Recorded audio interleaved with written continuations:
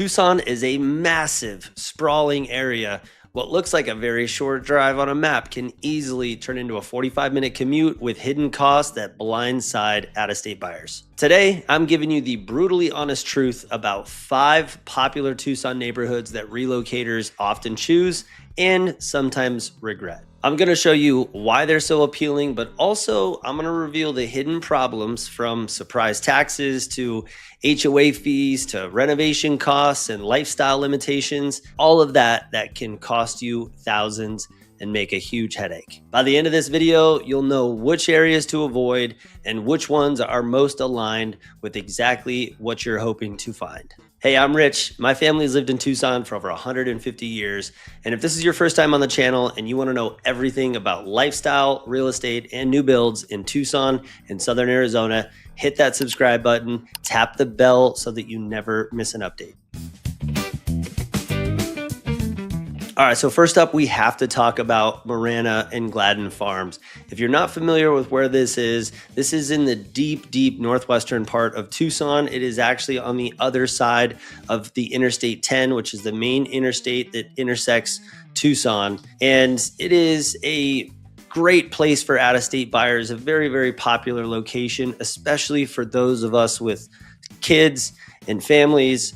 People flock to Marana in areas like Gladden Farms, and it's easy to see why, to be honest with you. The Marana Unified School District rates in the top 1% of Arizona school districts for academic growth, with 10 schools earning A+ ratings.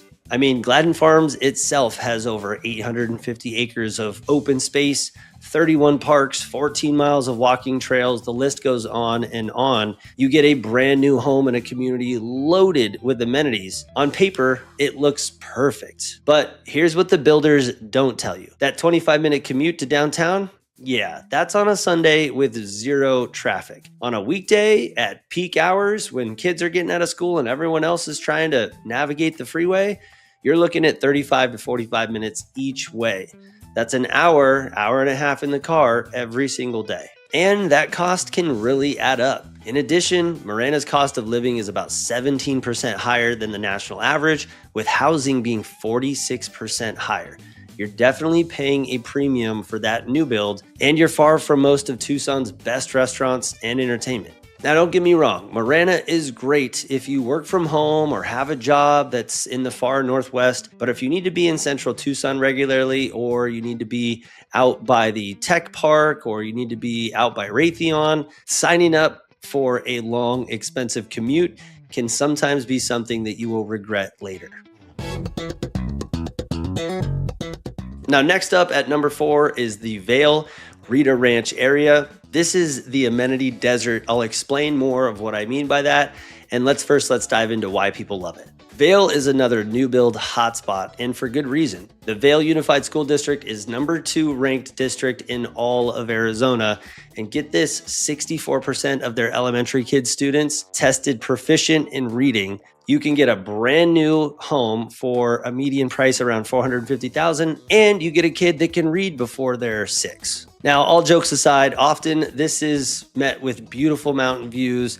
It really is an incredible value proposition for most buyers. But Vail is an amenity desert, and let me explain what I mean by that. There are only about 16 restaurants in the entire area. Your closest Target or major shopping center, it's about 20 or 30-minute drive away. It's 40 to 45-minute drive from central Tucson, and you'll be driving everywhere for everything. Now, having been in Vail my entire real estate career over the last 15 years, spending a lot of time driving the streets, navigating the different neighborhoods, and helping people buy and sell, it is a very rural feeling area.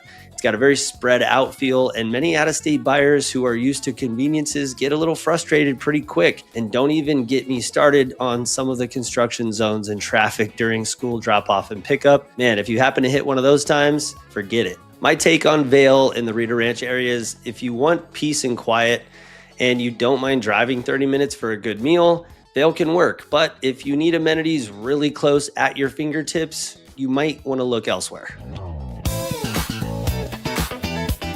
Up at number 3, one of my favorite places to talk about, Dove Mountain. This is the luxury island, if you will. Now, Dove Mountain is where people look for that luxury resort living.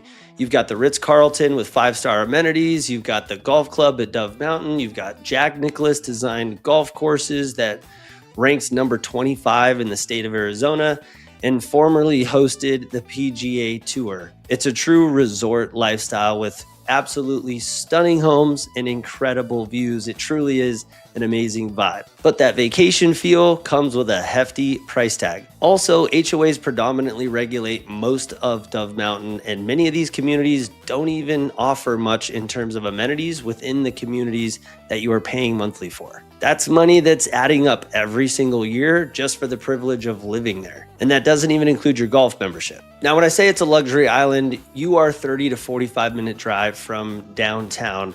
And you might find yourself spending most of your time in a small little bubble in your house, in your backyard, in the community of Dove Mountain. It can feel very disconnected from the rest of Tucson, the vibrance, the culture, the food, the entertainment, and everything else that the city has to offer. Now, my hot take on Dove Mountain is it really is for the dedicated golfer or outdoor enthusiast that loves the resort amenities and resort feel, who wants to be one with nature and the saguaros. If you want to experience the culture of Tucson, you may feel isolated. This might not be a good option for you.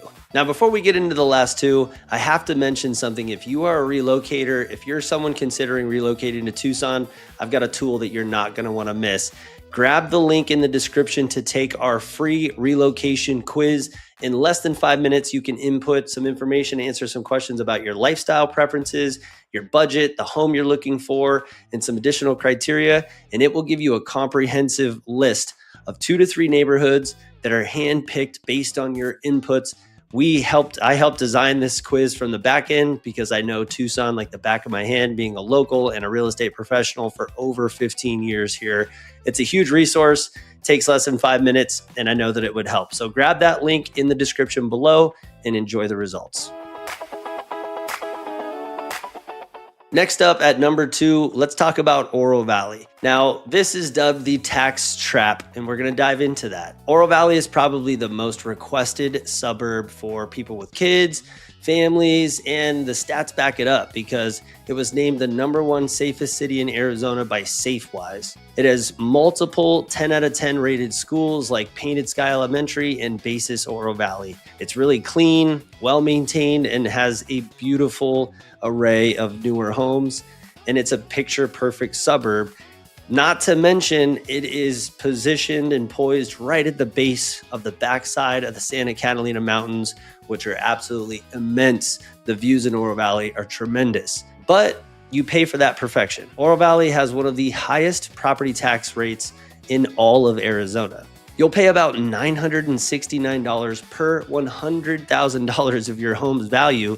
On a $600,000 home, that's nearly $5,800 a year, significantly more than other parts of Tucson. Now, on top of that, housing costs are 73% higher than the national average.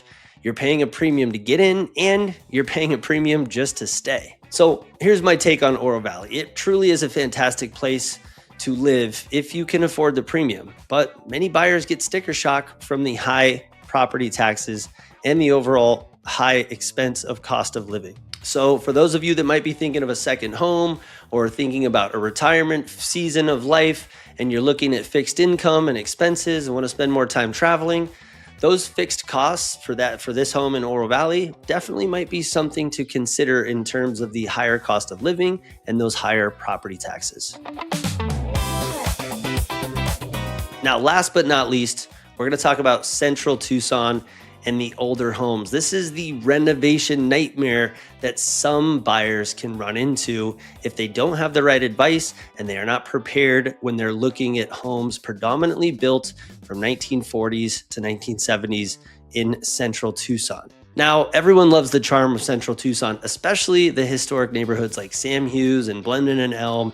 It has a high walkability score of 76 and a bike score of 97, making it a true walkers and bikers paradise. Many of these locations are minutes from the University of Arizona in downtown, and you're surrounded by historic homes from the early 1900s to mid 1900s with incredible character.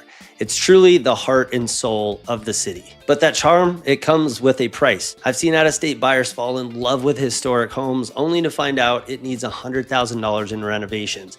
Now, luckily, we sniff all of this out in the inspection period or before we ever get to that point. But for reference, a kitchen remodel alone can be close to $50,000 depending on the cabinets, countertops, appliances, contractor. These homes have older plumbing, electrical, and HVAC systems that can be a money pit, and you have to be prepared for it and cognizant of those things. Now, you're not just buying a house, you're buying a project. You have to understand that these older homes, they're going to require more maintenance, and you have to be prepared for that. And if you're not prepared for that, it can be a financial and oftentimes an emotional nightmare. So here's my take. Buying a historic home is a labor of love. Trust me, I've done it, and I most likely will do it again. But if you're not a DIYer or if you don't have the renovation budget, you should be looking at newer homes.